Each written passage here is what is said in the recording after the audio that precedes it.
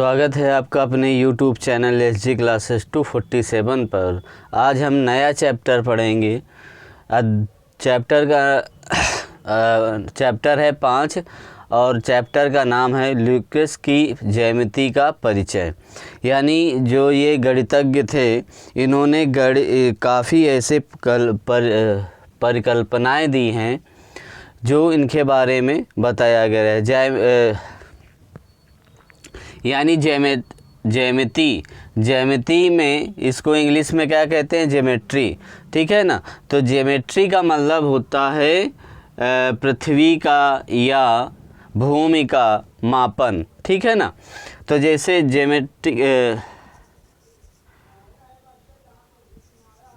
जेमो का मतलब होगा क्या? पृथ्वी या भूमि। ठीक है ना।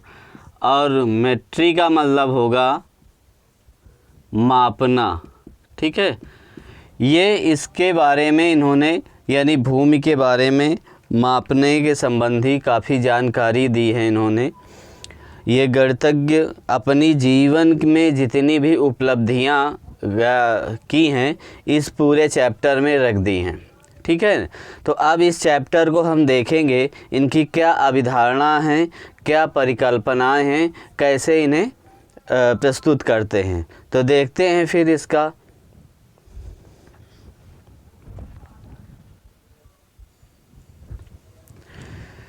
देखिए, ल्यूक्रेस ने परिभाषाएं कुछ दी हैं, इसके बारे में हम जानते हैं। और यूक्लिड का एक ग्रंथ है एलिमेंट। क्या है? एलिमेंट।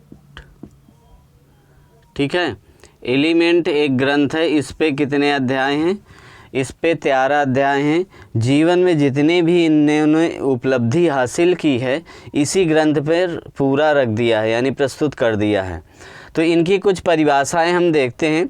पहला बिंदु कह रहा है, एक बिंदु वह है जिसका कोई भाग नहीं होता। यानी कोई भी बिंदु मान लो हम यहाँ पर रख सकते हैं, यानी ये बिंदु हो गया, इसका कोई एक भाग नहीं है ना। इन्होंने ये बोला कि इसका कोई भाग नहीं होता। बिंदु हम रख दिया तो इसका कोई भाग है क्या? कोई भाग नहीं है। ठीक है ना। दूसरी परिभाषा इन्होंने बोली, एक रेखा चौड़ाई रहित लंबाई होती है। मान लो कोई हम ऐसे रेखा खींच दें तो ये इस पर कोई चौड़ाई तो होगी नहीं, ये सिर्फ लंबाई मापी जाएगी, इस पर कोई चौड़ाई नहीं है। ठीक है ना। यानी कोई भी एक रेखा चौड़ाई रहित लंबाई होती है। फिर इस पे तीसरी परिभाषा इन्होंने दी कि एक रेखा के सिरे बिंदु होते हैं। यानी जो सिरे होंगे वो हमारे क्या होंगे? ये रेखा हमने खींची, इसके ये बिंदु दो हैं, ये दोनों बिंदु क्या होंगे? ये सिरे क्या होंगे? ये हमारे बिंदु कहलाएंगे। यानी दोनों ये बिंदु सिरे क्या कहलाएंगे? बिंदु कहलाएंगे। चौथी परिभाषा बोली गई है, एक सीधी रेखा ऐसी रेखा है जो स्वयं पर बिंदुओं के साथ सपाट रूप से होती है। मान लो कोई भी रेखा हम ऐसे डैश डैश करके, यानी ऐसे ऐसे ऐसे करके सपाट खींचते रहें। ठीक है। तो इस तरीके से एक ये सपाट रेखा कहलाएगी। यानी देखो, इस तरीके से हम डॉट डॉट करके खींच दें तो एक रेखा ये बन जाएगी। ठीक है। इस तरीके से मान लो डॉट डॉट करके ऐसे ऐसे ऐसे ऐसे ऐसे, तो ये क्या बन गई? एक रेखा बन गई, सपाट रेखा। ठीक है ना। और मान लो इसे भी कोई भी ये देखो, ये एक रेखा बन गई। ठीक है।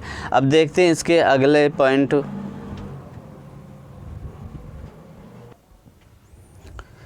देखते हैं इनकी पांचवी परिभाषा। कहा जा रहा है कि एक पृष्ठ वह है जिनकी केवल लंबाई और चौड़ाई होती है।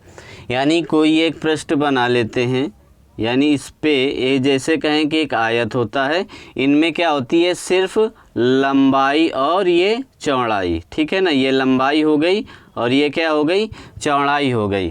तो यानी इन्होंने पांचवी परिभाषा में कहा है, एक पृष्ठ वह है जिसकी केवल लंबाई और चौड़ाई होती है। ठीक है।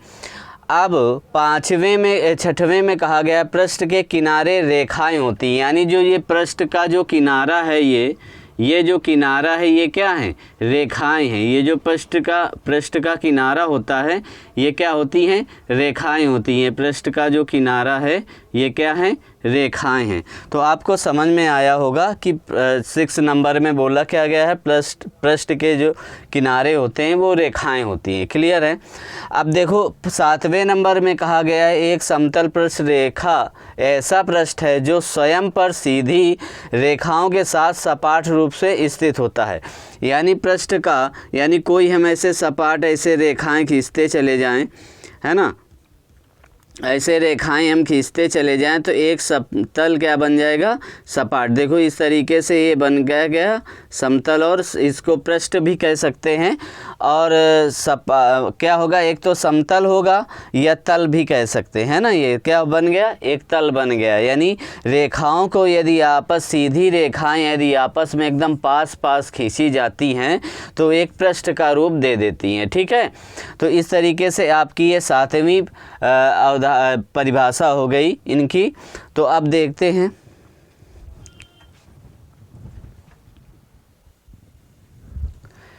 देखिए इन्होंने 2 चीज़ें दी हैं, यानी अभिगृहित और अभिधारणाएं। ठीक है ना।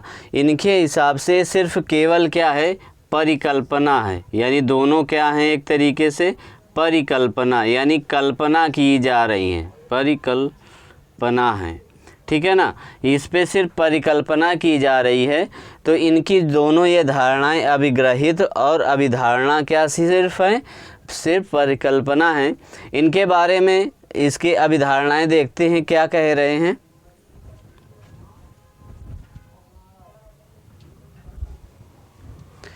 देखिए अभिग्रहित की पहली परिकल्पना क्या है, यानी पहली क्या है, धारणा क्या है, वे वस्तुएं जो एक ही वस्तु के बराबर हों, एक दूसरे के बराबर होती है। यानी कोई वस्तु ये एक के बराबर हो तो क्या होती है, एक दूसरे के बराबर होती है। यानी हम मान लें कि a बराबर y और a बराबर क्या, x।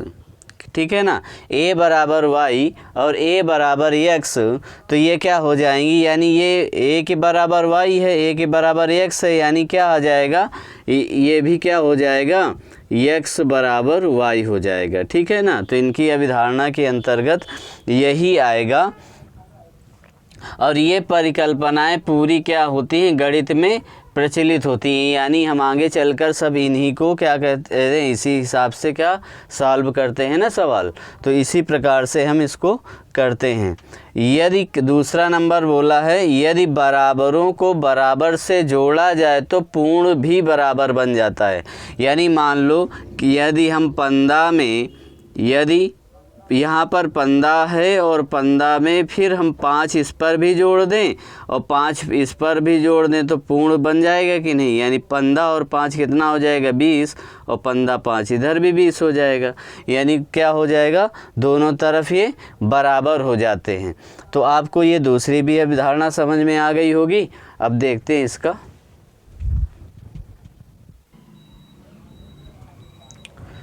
देखिए इनकी तीसरी अभिग्रहित क्या है, कह रहा है यदि बराबरों को बराबर से घटाया जाए तो शेषफल भी बराबर होता है। यदि बराबर को बराबर से घटाया जाए तो शेषफल भी बराबर होगा।